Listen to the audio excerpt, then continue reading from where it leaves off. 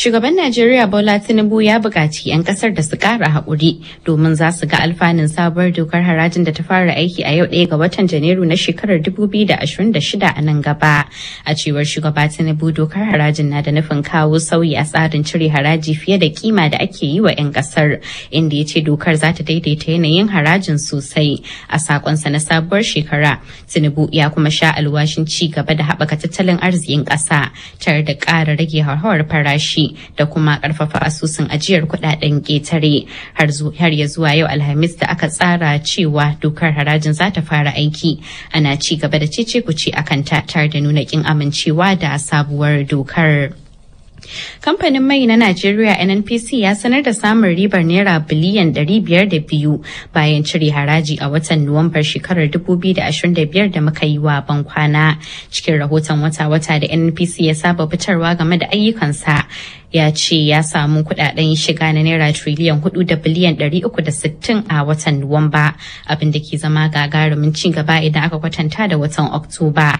Wannan na zuwa ne a daidai lokacin da kamfanin ya shiga gasar da ake fafatawa a fannin makamashi na kasar, wato na rage farashin man fetur da 'yan kasuwa ke yi, inda shi ma NNPC ya rage farashin sa zuwa kasa da naira 800 a duk lita.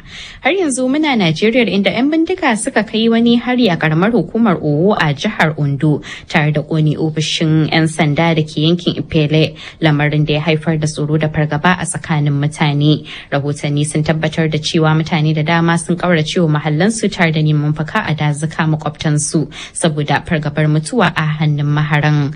Kasashen Mali da Burkina Faso sun bi sahun Nijar wajen haramtawa Amurkawa bizar shiga kasar su da mai da martani ga matakin Donald Trump na baya-bayan nan da ke sanya kasashen a sahun waɗanda za su daina samun bizar shiga Amurkan saboda dalilai na matsalolin tsaro da suke fama da su. A jiya Laraba, kasashen na Mali da Burkina Faso suka sanar da matakin cikin wasu mabambantan sanarwa da suka fitar da ke nuna cewa kamar da yadda Amurka ta ce za ta rika hana 'yan kasashen visa, su ma babu ko ba Amurki guda da zai samu bizar shiga kasashen biyu na yammacin Afirka.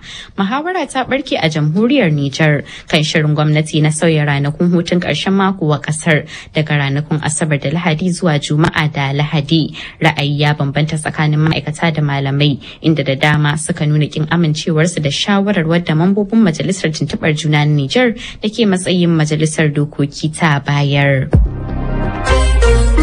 Majalisar Ɗinkin Duniya ta ce ɗaruruwan yara ba sa samun abinci mai gina jiki a arewacin Darfur sakamakon yakin da ake ci gaba da gwabzawa tsakanin dakarun gwamnatin Sudan da mayakan RSF. A cewar binciken da asusun kula da ƙananan yara na Majalisar Ɗinkin Duniya UNICEF ya gudanar, rikici da matsalar rasa matsuguni na ci gaba da ta'azzara a Darfur.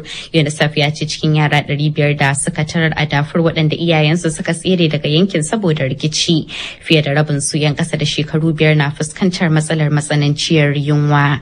'Yan sanda a Uganda sun sanar da kame fitacciyar 'yar fafutukar kare haƙƙin ɗan adam Sarah Beret a ci gaba da shirin gwamnatin shugaba Yoweri Museveni na kamewa tare da tsare 'yan adawa da masu sukar gwamnati kwanaki gabanin gudanar da zaben ƙasar.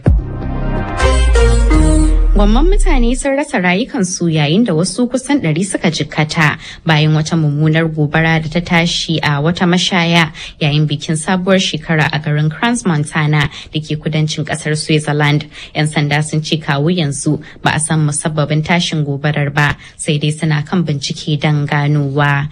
Rasha da Ukraine sun ci gaba da kai wa juna hare-hare a daren ranar sabuwar shekara, inda Moscow ta zargi Kyiv da kai harin jirgi maras matuƙa da ya kashe akalla mutum 20, yayin da Kyiv ke cewa fiye da jirage marasa matuƙa 200 Rasha ta harba kan gine-ginenta. Gwamnan yankin Kherson wanda Moscow ta nada, Vladimir Saldo, ya ce akalla mutane 24 ne suka mutu yayin da gwammai suka jikata a harin na Ukraine. A nasa bangaren shugaba Volodymyr Zelensky ya zargi Rasha da faru sabuwar shekarar da aka shiga da ɗora ɗamarar ci gaba da yakin da ta faru tun 2022.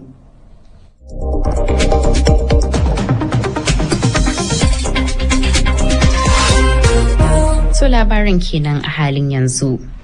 Yanzu sai shirinmu na gaba. Saboda harkokinmu na duniya duk abin da aka yi ba tsira ba.